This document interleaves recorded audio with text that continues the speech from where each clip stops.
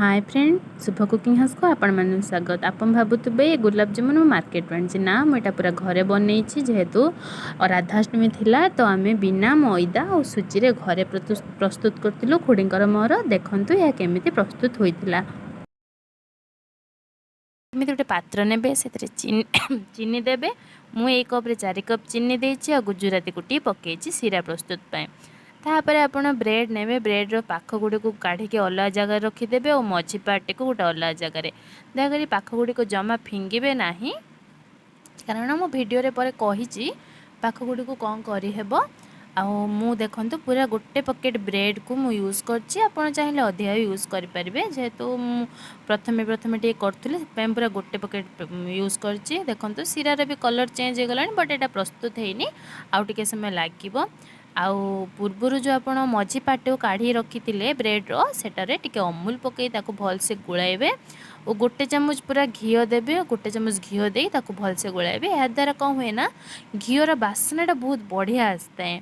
गुलाब जामुन बहुत टेस्टी होता है। देखो पूरा एमती हो आपणकर चकटाटे एमती हो सारा पर से किसी क्षीर ऐड करेंगे। पूरा 1 कप क्षीर लगे ना, धीरे धीरे क्षीर ऐड करी आपन को चकटिबे जेपरि आपन गोला पूरा नरम है ना। तो देखो मो गोला एमती प्रस्तुत हो गलानी। आपण गोलाटी जदि नरम एमती हो जाए आपन कौन करेंगे ना गोटे साइड रे ढांकी किस समय रखिदेवे। आउ मु कही पूर्वर आपन को ब्रेड पाख गुड़ी को फिंगे ना, से पाख गुड़ी को देखंतु सेम प्रोसेस यूज करी एमती गोटे गोला पूरा सॉफ्ट गोला प्रस्तुत करने। आ पूर्वर रखि मझी पार्ट जो गोलाटा भी सेटा को एतरे पके भल से चकटी नेबे। आपन एमती चकटिबे जेमती पूरा प्लेन हो कौन सी खदड़ा अंश रहिबो नाही। से मुझे किसी रिफाइन ऑयल ऐड कली, कारण यह द्वारा से बहुत नरम भी होता है। आपणकर जदि क्या राग अच्छी आपड़ या माध्यम भी सुझे पारती पूरा चकटी चकटी कि मुँह को मारिकी पूरा भल से। आ मो खुड़ी भी बोधे क्या राग रखते सी बढ़िया से चकटी चकटी पूरा तो गोल बनईदे। आटे जदि आप पूरा प्लेन करेंगे ताने आप गुलाब जामुन जमा फाटब ना और बहुत बढ़िया सेप्रे हो। आमर ये देखो गोलाटे बहुत सुंदर सॉफ्ट पूरा नरम भी आउ कौन सी खदड़ा अंश भी देखा जाऊ ना और प्रस्तुत भी हो गला। तो से बंद करदेलु। फुड़ी को कहली आबे थाउ से हो गला। तापर से मु छोट छोट गोला काढ़ी नेली आ मु एमती सेप देदेली। एमती सेप देला परे मु खुड़ी भी तापर हाथ रे टिके तेल नेले और तेल मारिकी सी एमती भी सेप देदेले। एमती करी मु किछि सेप गोटे प्लेट रे प्रस्तुत करनेली। तापर कढ़ई रे तेल गरम कली। तेल को बहुत गरम हो सारा पर एक करी रखिथिबा एक जो करी रखिली तापर कढ़ई रे पकेली।